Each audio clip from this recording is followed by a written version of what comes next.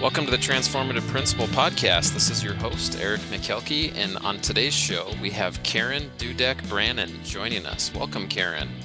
Thank you so much for having me. Yes. So the topic today, we're going to dive into executive functioning. Why don't we start with just tell us why that's such a passionate topic for you and what you're doing with executive functioning. So the reason that I got into this space is, so my background and my area of focus initially was I was a speech pathologist for 14 years in the school systems and was also working on my doctorate in special ed at the same time. So my area of focus was really in the language and literacy space and figuring out how to support, give students the support that they need with learning the language skills to learn to read, write, and all the other things that you need to do that kind of globally impact students across the day and their ability to function in the curriculum, but also really that sets them up for success after school. And what I found in my work, where I've been really focusing, is initially was focused on supporting the speech pathologists and figuring out what they should be doing to support students' language and literacy skills. They have maybe 30, 40 minutes a week tops with their students. They don't have a lot of time. They need to be very focused in their intervention.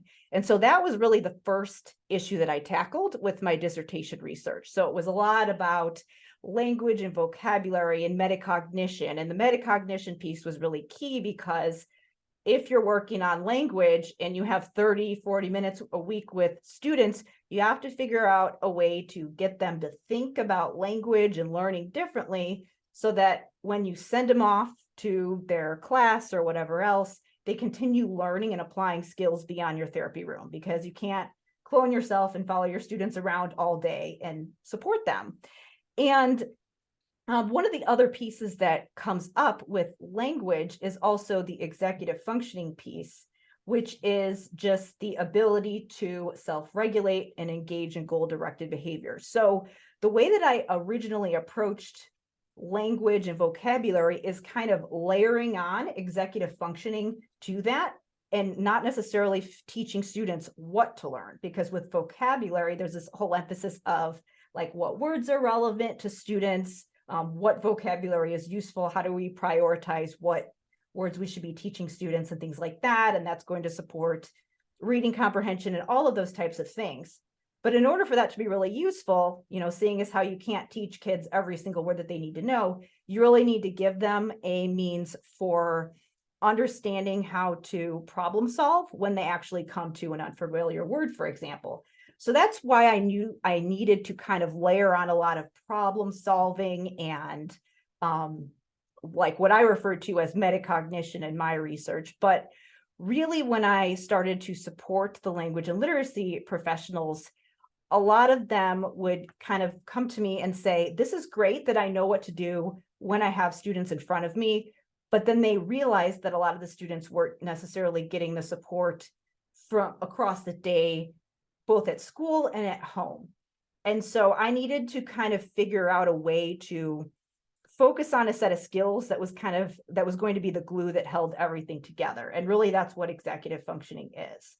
If I were to define, and again, it's more of a cluster of skills rather than one set of skills, but it's really something that can amplify anything that you're working on, whether it be language, whether it be content areas, whether it be getting ready for school or getting ready for bed and brushing your teeth. Just being able to think ahead and make plans and predict what might happen, or use information from past events to make decisions about the future, and problem solving and self-monitoring and breaking down tasks into steps, estimating how long things will take. And then also just with building relationships with other people and knowing how to interact in a social situation, knowing how to read the room and pay attention to what's going on, and adapt your behavior accordingly and understand how you're coming across to others, how your behavior affects others. So it's this thing that just can really amplify your performance in any situation. And there is a lot of information about this in the field of speech pathology, but also in some of the other fields as well, psychology, social work, and the mental health fields. And it just impacts so many things. And so the work that I do right now is really focused on helping the members of the IEP team get executive functioning support in place for students across their day. Because if you just focus on, like if you have a student who's struggling in class with, behaviorally following directions, academically, a lot of times therapists will get referrals for social skills, students who are having a hard time forming friendships. And a lot of times there's this focus on the traditional model of just pulling kids out and working on those skills in a separate setting. And really that doesn't work that well when it comes to executive functioning, because there is a component that can be addressed in a pull-out setting, but then there's also this other component that needs to happen across the day. So really the whole team needs to be on board. And I found that when I was just helping therapists, like this is what you do in therapy, I really wasn't covering all of the bases. And so I just felt like I was only covering the tip of the iceberg, and I just wanted to do more as far as helping the teams get effective supports in place. Yeah, and I was going to ask you about that. I've seen that on the school side when students are referred to you or another service provider. It almost is the expectation that, well, they're going to go with that lady and they're going to come back and suddenly have these skills, and Yeah. it's not really tied together with the team. And in secondary schools, you have a student who might have 8 different teachers a day. It doesn't always follow the student and become a part of what's going on in the classroom. How can schools get better at that? If you have students with those needs and we have people like you working with them, how can the school help students practice those skills, internalize those skills, and actually make a difference throughout the day? One of the biggest things that I think people can do is really consider the model that they're using to provide the services. The way that I explain it is to the therapist is planning for service delivery before you're planning for therapy.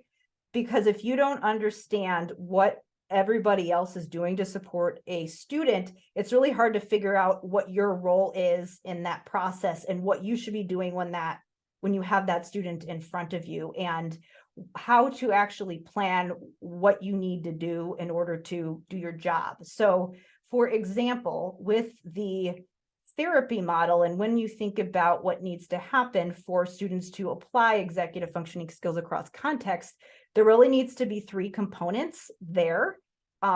So we need sort of a priming and front loading. They do need to learn skills, and when you're in a big classroom, it is hard for teachers to have the bandwidth to do that. So the therapist or the whoever else it is, it could be, a therapist, it could be a special ed teacher, it could even be a paraprofessional who's trained and knows how to pull a student aside and front load.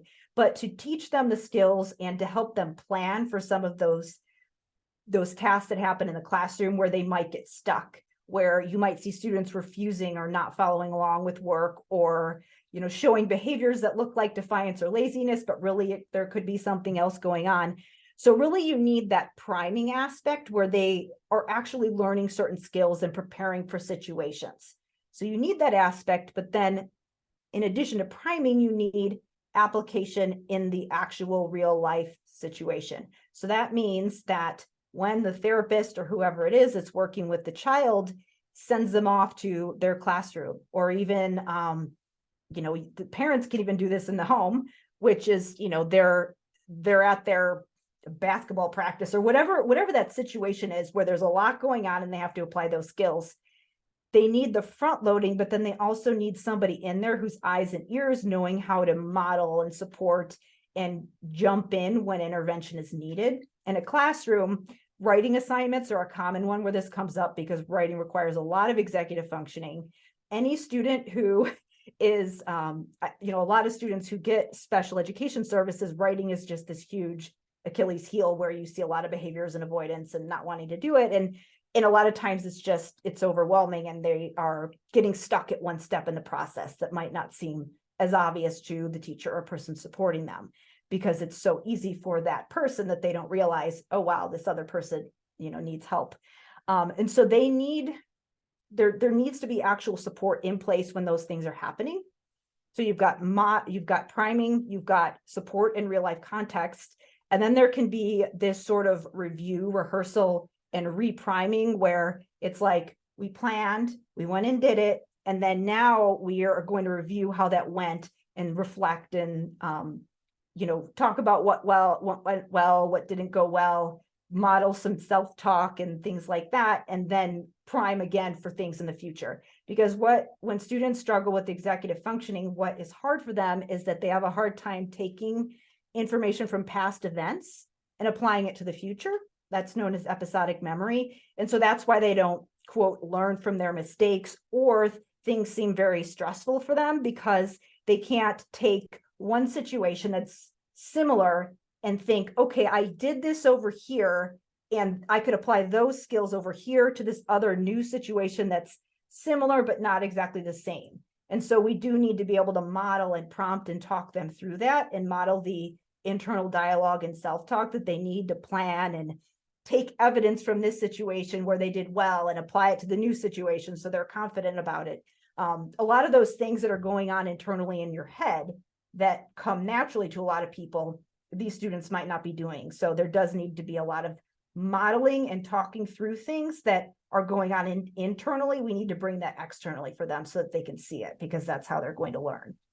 Yeah. So yeah, I mean, with the service delivery, it's like, if you're just thinking about a direct therapy model, you can't necessarily cover your bases.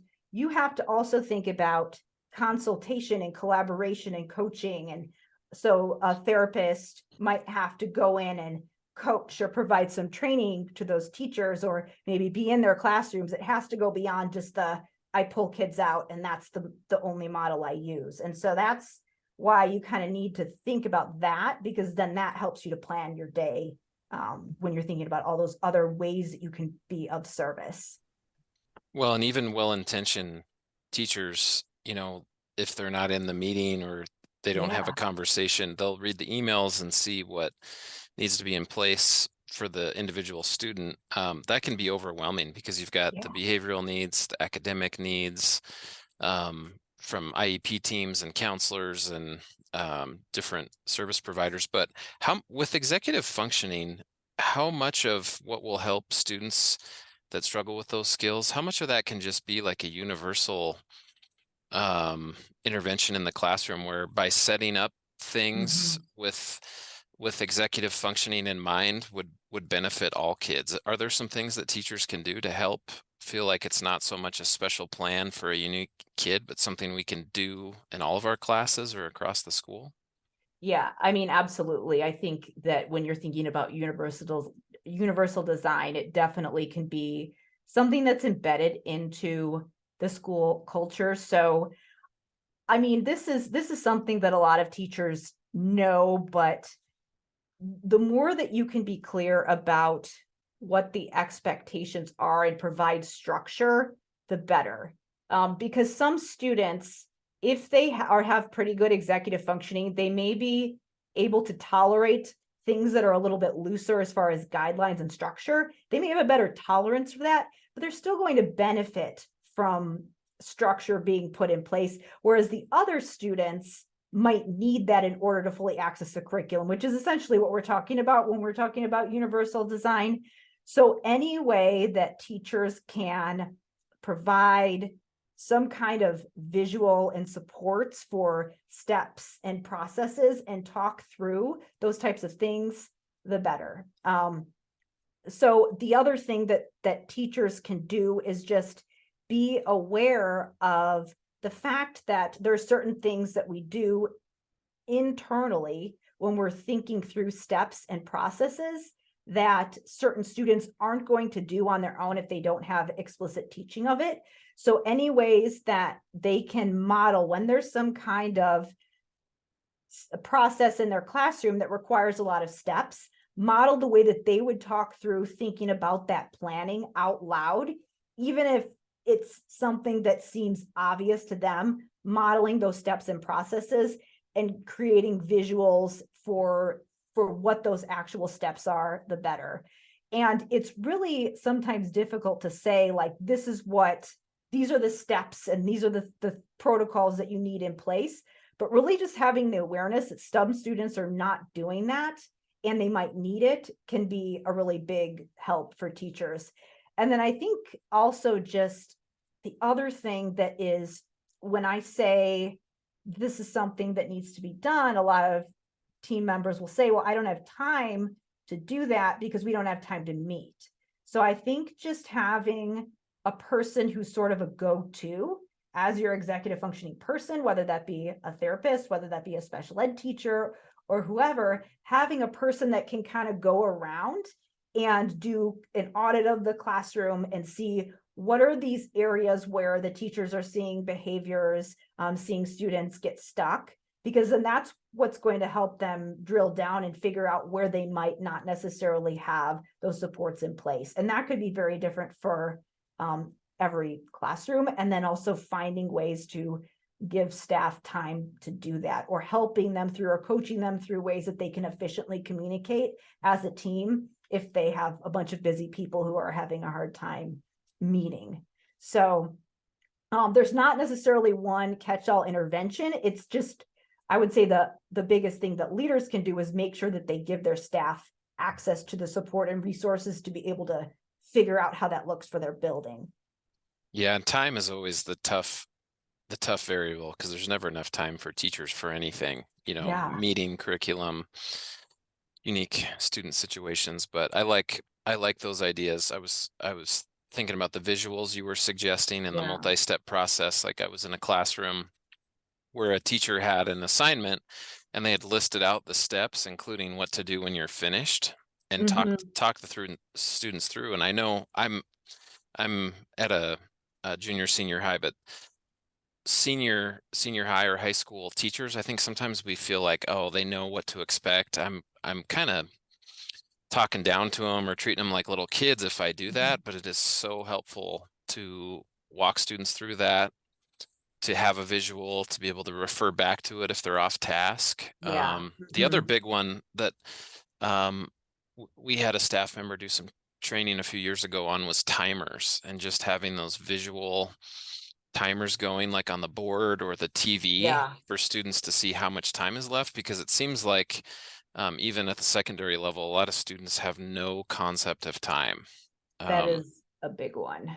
Yeah, passing periods. My dream is to have live countdown clocks in all the hallways so they can see how much time is left before the tardy bell, Yeah. because they stop and use the restroom, or they want to say hi to friends, and they just lose track of time. They're tardy, or they miss the bus, or they're late to lunch. And time is a big one that even some of us as adults have a hard time keeping track of.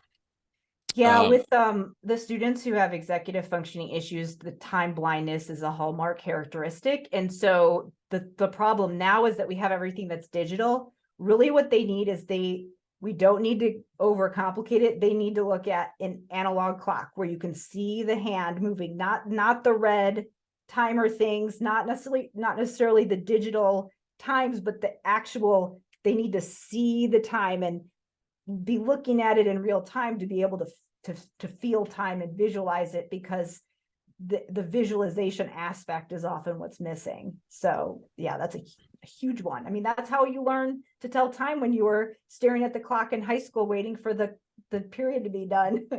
Yeah. Or I had a teacher that told me, you have this many minutes to sit and watch your thumbnails grow, and you just Yeah. watch the second hand. Have you ever used, I don't know if I'm saying it right, but a good visual timer, even though a lot of students can't read analog clocks, sadly. Yeah. Pomodoro timers, are you familiar with those? Yeah. So there's that's actually a good technique. The whole concept of, we're going to work a little bit and then we're going to take a break.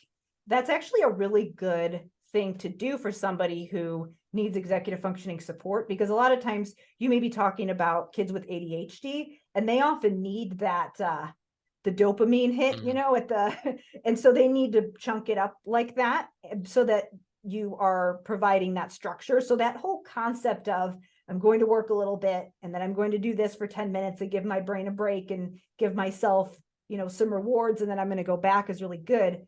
But the way to make it effective for them is that they do need to actually see the time.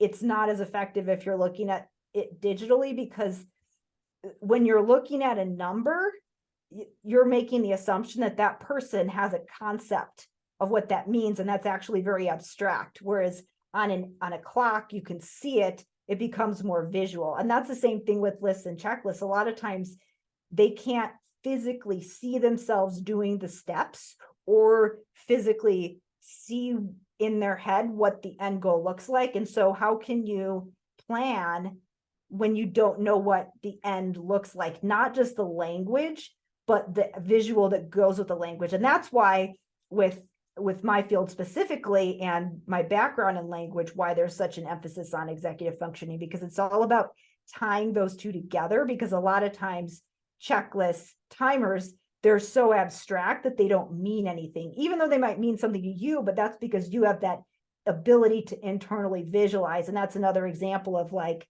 a thing that happens for you automatically internally that you don't realize that maybe some other students don't have. So yeah, it is a good technique though, just not, I know Pomodoro isn't it 30 minutes on, 10 minutes off or something like that?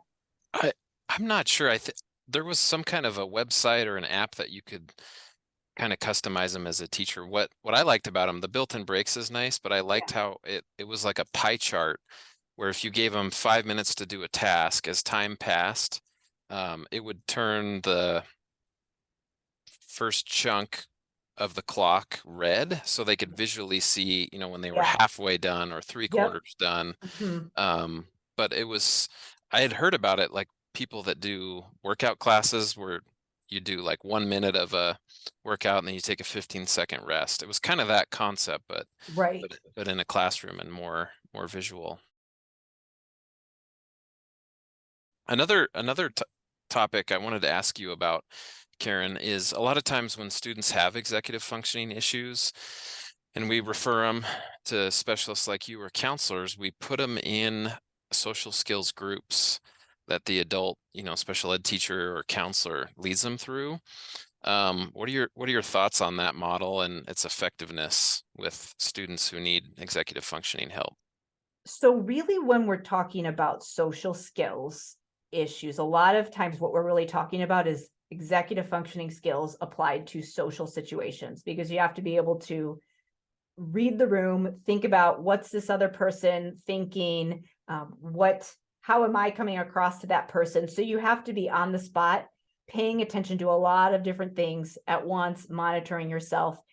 And if you're just in a more of a social skills group that's a little bit more structured and academic, that's not really giving you the opportunity to apply those skills. So while, what I was saying before with the idea of priming, practice in the real world, and then review, rehearsal, there is an element where doing something in a situation where you're pulled out in a group separately could be beneficial. But if the entire intervention just happens in the social skills group, it's not going to be effective because you're missing that real life application piece. The other thing that has commonly come up in the way that I learned to do it, which I don't do it this way anymore because I have, I can think of a number of situations and examples where you teach kids, these are the rules for this situation.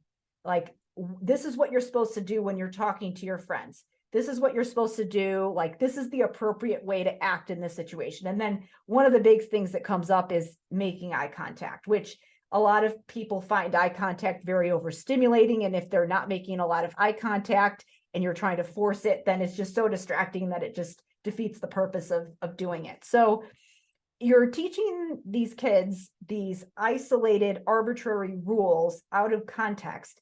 And a lot of times what you see is that they'll be able to rattle off this list of, these are appropriate ways to act. This is what I'm supposed to say when I'm talking to my friends in the cafeteria. But then they don't ever do it, because if you can't read the situation and know how to apply that skill, you're not going to ever do it.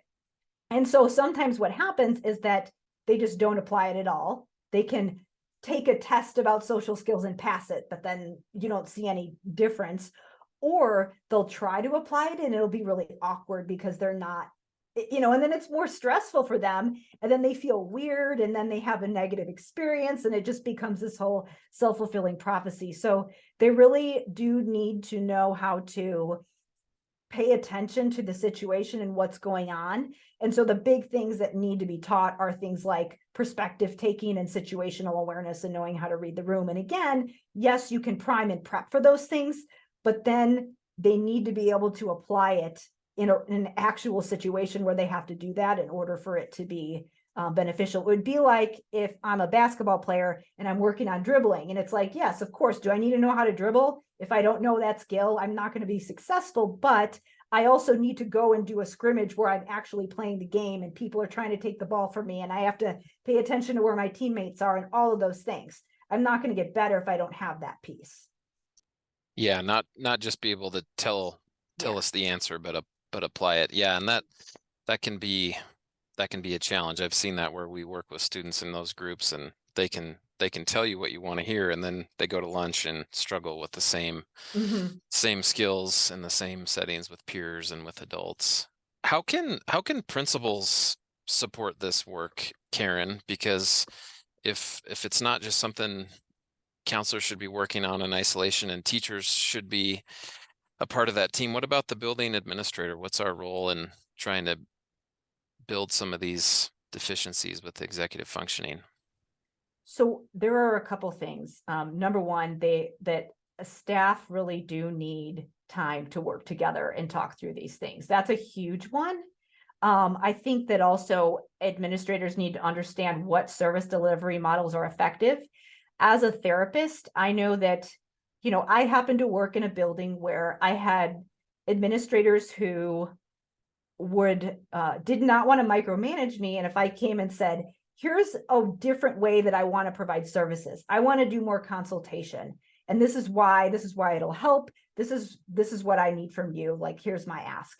I could usually get them on board just because that was the culture of my district. But I've worked with a lot of other therapists who've tried to do some of those things and have gotten pushback because it's like, this is the IEP minutes and this is what needs to happen. And so really just being supportive and understanding of helping the staff implement those other service delivery models like consultation, coaching, collaboration. And again, you do need direct therapy. That is an important component, but it just needs to be beyond that. And so when therapists are being asked to do that, they do need the administrators to support that and to give them the time, and also just, even explaining to staff when other staff aren't fully on board with it, like teachers, the community, just understanding these are different models that we support, and we're going to give people the time and, again, just backing them up in implementing those types of things is really key, because that's one of the things that I know that some of the therapists have struggled with, is that they try to implement it and then they get pushback from people, and then they feel like they have to just go back to some of those models that aren't working just to meet IEP minutes. Yeah, and I think there's a lot of different ways that this can present itself. I've just been thinking about all the different labels and symptoms that we see with students in school, whether it be anxiety, depression, mental health type issues, or really just good old-fashioned behavior issues, Mm-hmm. non-compliance, defiance. That how much of that do you think is directly coming from executive functioning? Like what percent of the student problems in a school? So I would say, it's hard to say a specific percentage, but if you are doing the rewards and punishment in the classroom, it's like, here's this fun activity we get to do at the end of class for everybody who gets their work done, and you have students who are still struggling despite that, then it's not that you should take that away, because it is important for kids to learn the idea of, I do my work before I get to do this other thing. Like, that's how the world works. You don't, if you want to sit down and watch Netflix, you've got to get your work done. That's a thing that you need to learn in life. So consequences are fine, but if you have a student who's still struggling, it may be that they have a skill-based issue that's preventing them from doing whatever it is. So when you have those things where you're doing this other thing over here, and students are still struggling, then it's likely that there is an executive functioning issue. Same thing where with the anxiety, yes, there is anxiety that exists aside from executive functioning issues, but anxiety and executive dysfunction go together because of the ability to plan for future events, visualize yourself being successful, having negative experiences because you didn't plan, and it really becomes tied into self-image.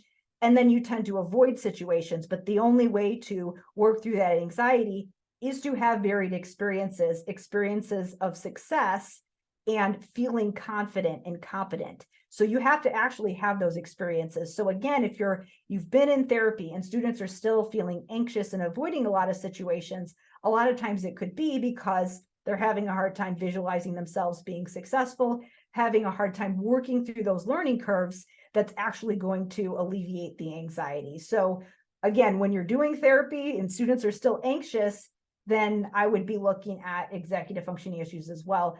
But again, this is something that is going to be very proactive in supporting students anyway. So it's kind of a good preventative thing to put in place regardless. Interesting. Karen, tell us, what's the best way for listeners to reach out to you if they have questions or want to connect? So I actually have a free guide where I outline a lot of the information that I talk about today, what executive functioning is, the relationship between anxiety and executive dysfunction, positive reinforcement and why it sometimes doesn't work if there's executive functioning issues. And then I also talk about what everyone's role is in the process in the schools. And I kind of outline how that can look. And so to download that guide, if you download it, you'll get the guide. You'll also be added to my email list where you can learn more about information that I have. That can be found at drkarendudekbrannan.com/EF schools. So that is a free guide that you can download. I also have a podcast called De facto Leaders that is designed to help IEP teams work better together to support students. There's a lot of information on language and executive functioning and just, again, helping the team work together. So De facto Leaders is on any of the popular podcast directories. And again, on my website, drkarendudekbrannan.com. All right. And then we like to finish on the transformative principle with, what can principals do this week, Karen, to be a more transformative leader like you? Okay. Ooh, there's so many different directions that I could go with this. But I would say that, let's see here. We talked a lot about giving teams support and helping them work better together. I would say just encouraging their staff to shift their focus from what's going on externally with students, as far as what behaviors that they're seeing, and think about what might be going on internally inside, because a lot of times those things that are anxiety, behavior issues, social skills issues, it's really some kind of internal thought process that's going on. So I think that one of the most powerful things that school leaders can do, and staff can do, is just realize that make that shift and ask themselves the question of, all right, this is what I'm seeing externally, but what's going on internally that could be related to this? Great. Well, thank you, Karen. Appreciated you coming on the show today and sharing your knowledge around this subject. Thank you so much for having me.